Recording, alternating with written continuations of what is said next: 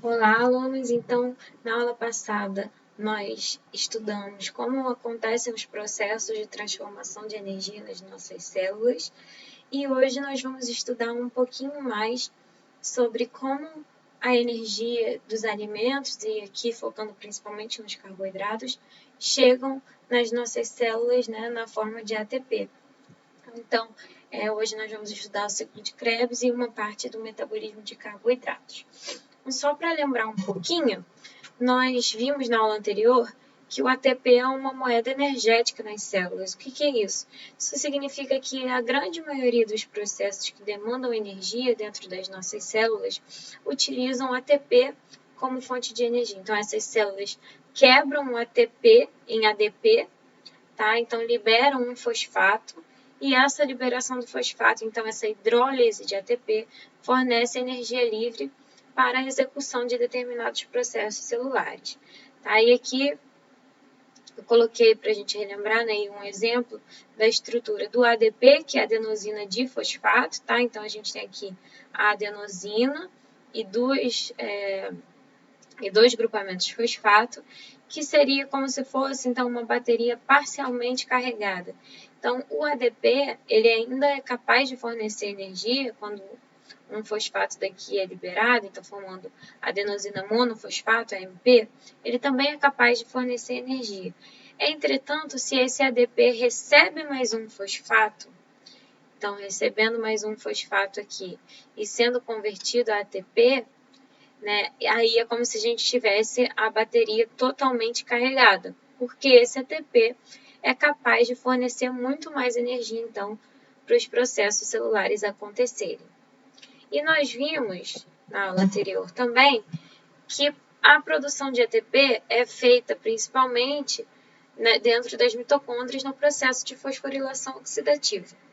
Tá? Só que o que nós observamos foi o final desse processo, né, de síntese de ATP. Então, o que nós vimos na aula passada é que nós tínhamos os elétrons dos nutrientes chegando, né, nas nossas mitocôndrias através de moléculas transferidoras de elétrons, que são o NADH e o FADH2, e essas moléculas então vão fornecer esses elétrons dos alimentos para complexos depositados na membrana interna mitocondrial lá no sistema de transporte de elétrons. Então, essa transferência de elétrons vai fazer aquele bombeamento de prótons, né, para o espaço intermembrana, e isso vai promover, então, a conversão de ADP mais fosfato em moléculas de ATP. Além disso, esses elétrons são, no final do sistema de transporte de elétrons, transferidos para o oxigênio e reduzindo essa molécula, então, levando à formação de água, que é a água que nós vemos na equação da respiração. Esse é o último estágio, que nós chamamos de estágio 3. Mas antes, então, nós temos etapas anteriores, e uma delas, e uma das mais importantes, é o ciclo de Krebs. Tá? O que é esse ciclo de Krebs? Nada mais é do que um processo, né, também de extração de elétrons dos nutrientes. Tá? E esses elétrons, e nesse processo, esses elétrons vão ser, então, colocados, né, nas moléculas de NAD, convertendo NAD em NADH, e de FAD, convertendo FAD em FADH2. Então, aqui, no nosso ciclo de Krebs, aqui só está ele está resumido aqui, então nós temos a entrada de acetil-CoA, tá? Que é uma molécula-chave para esse processo. E nós temos o ciclo de Krebs acontecendo com a liberação de CO2 e com a extração desses elétrons que vão, então, para o NADH e o FADH2. Então, o Krebs, ele foi um cientista, né, muito importante, ele ganhou o Prêmio Nobel, e ele descreveu duas vias cíclicas nas células, tá? O ciclo da ureia e o mais clássico, que é o ciclo de Krebs, que é o que nós vamos estudar hoje. Tá? Como é que foi esse experimento realizado pelo Krebs? Tá? Ele utilizou lâminas de rim de porquinho da Índia. Tá? Então, nessas lâminas de rim, era como se fossem pedacinhos de rim, como se fossem pequenos bifinhos de rim, né, de porquinho da Índia. Então, nessas lâminas, tinham todas as organelas celulares, inclusive as mitocôndrias. E o Krebs reparou que quando ele adicionava determinados substratos, que são esses aqui apresentados nessa lista, ele tinha um consumo de oxigênio, né? E ele tinha a formação de bicarbonato, tá? E o que é essa formação de bicarbonato aqui? É porque em solução aquosa, e aí nós vamos lembrar que as nossas células são compostas, né, em sua maioria por água, e a gente sabe que em solução aquosa o gás carbônico reage com a água, gerando ácido carbônico, e o ácido carbônico reage novamente com a água, formando bicarbonato. Tá? Essas reações acontecem em equilíbrio, mas uma formação de bicarbonato, então, em solução aquosa, normalmente está relacionada com uma produção de CO2. E foi o que o Krebs observou aqui. Tá? Então, sem adição, ele tinha um certo consumo de oxigênio, sim, mas ele não tinha ainda formação de bicarbonato.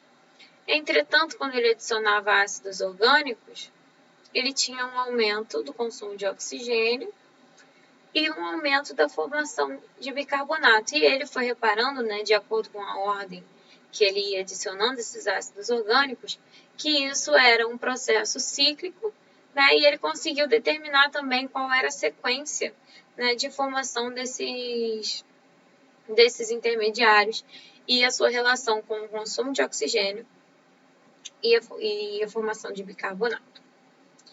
Então, esse aqui é o ciclo de Krebs que nós conhecemos hoje.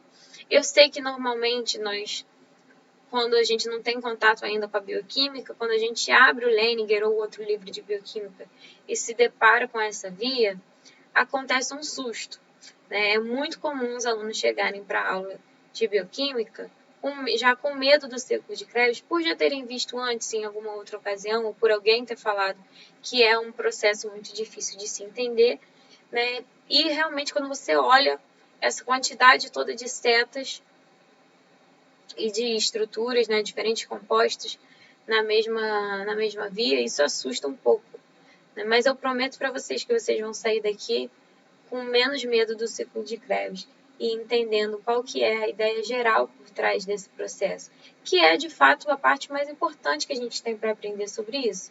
Não adianta vocês decorarem todas as reações desse ciclo sem saberem me dizer qual é a principal função desse sistema. E a principal função desse sistema é a seguinte: a extração de elétrons advindos dos nutrientes para a formação de intermediários reduzidos, como o NADH e o FADH2. Tá? Ou seja, essas reações todas aqui acontecem para que os elétrons sejam, então, transferidos para o NAD, formando o NADH, e se vocês se lembram bem, esse NADH é utilizado lá no complexo 1 do sistema de transporte de elétrons, então ele vai ser oxidado no complexo 1, sendo convertido novamente a NAD+, né? E assim ele vai fornecer energia para o bombeamento de prótons para o espaço intermembrana, né? E assim se dá continuidade ao sistema de transporte de elétrons, fosforilação oxidativa e o produto final, que é o principal, né? Que é a síntese de ATP.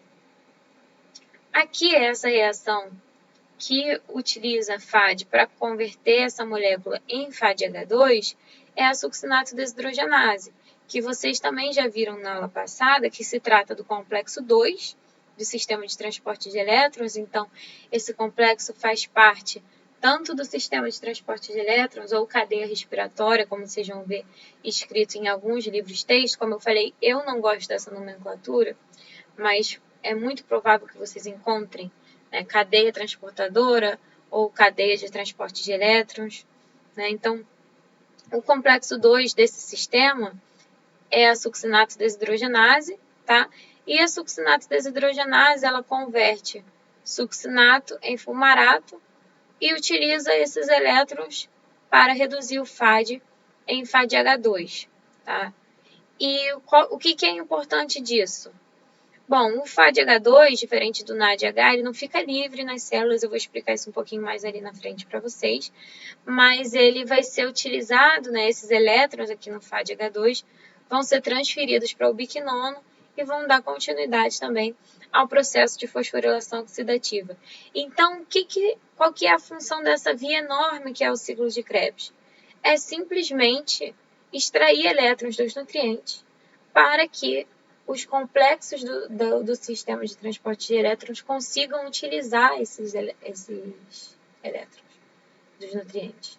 Tá? Então, é basicamente isso. Então, essa via toda, simplesmente para falar para vocês em uma frase, que a função do ciclo de Krebs é facilitar a entrada dos elétrons dos nutrientes no sistema de transporte de elétrons na mitocôndria. Então, eu vou passar para vocês cada reaçãozinha do ciclo de Krebs, mas a gente já sabe, né, que a principal função e é o que vocês de fato têm que saber e têm que decorar é essa que eu falei para vocês, tá? Então, que é a redução de NAD+ em NADH e FAD em FADH2. Então, aqui eu destaquei algumas moléculas principais, né? Eu já falei para vocês dessas duas aqui, que são o NADH e o FADH2. Agora, outra molécula que eu queria destacar aqui é o CO2, tá? O dióxido de carbono, que foi o que o Krebs viu sendo formado, né? Quando ele mediu a formação de bicarbonato, ele descobriu, né, posteriormente descobriu-se que foi por conta dessas reações aqui, tá? Que tem uma liberação de CO2, né, o dióxido de carbono, no meio. E aí isso promove posteriormente a formação de bicarbonato em solução aquosa. Tá? Então, a gente tem nesse sistema a formação de CO2. Outra molécula-chave que a gente tem que saber, porque sem essa molécula esse ciclo não acontece, é o acetil-CoA. Tá? Vou mostrar isso para vocês de novo depois, mas sem acetil-CoA, a gente não consegue ter o ciclo de Krebs funcionando, tá? É sempre importante que a cada volta do ciclo de Krebs, a gente tenha uma molécula de acetil-CoA para dar continuidade a esse ciclo. E nós vamos ver nessa aula e nas próximas que o acetil-CoA é resultante do metabolismo de diferentes nutrientes. Então, os nossos nutrientes são convertidos a acetil-CoA para que, assim, esses nutrientes, né, os elétrons presentes nos nutrientes, sejam levados para o ciclo de Krebs e possam ser utilizados para a síntese de ATP no próximo estágio, que é a fosforilação oxidativa. Então, nós vamos ver isso mais para frente, mas eu quero que vocês levem em consideração a importância, né, em ordem de importância aqui, a redução de NAD e FAD, né, a formação de CO2 e, é claro, que temos que nos lembrar sempre da importância do acetil-CoA, porque sem fonte de acetil-CoA a gente não tem o ciclo de Krebs funcionando. E a gente fala que o ciclo de Krebs é um processo de descarboxilação oxidativa por conta de duas reações que acontecem nesse processo. Tá? Então, aqui eu vou explicar para vocês como acontece cada reaçãozinha do ciclo de Krebs. Eu vou explicar porque eu, quando tive aula disso, achei interessante estudar cada reação separadamente. Mas eu quero, desde já, explicar para vocês que é legal vocês entenderem isso, porque é legal vocês saberem como que está funcionando esse sistema, mas, ao mesmo tempo, eu não quero que vocês se assustem e se preocupem em decorar cada passo, tá? Porque isso não é a parte mais importante, né, dessa via. A parte mais importante é você saber por que ela funciona e como ela funciona como um todo. Tá? Então, nós vamos ver isso das reações agora na parte 2.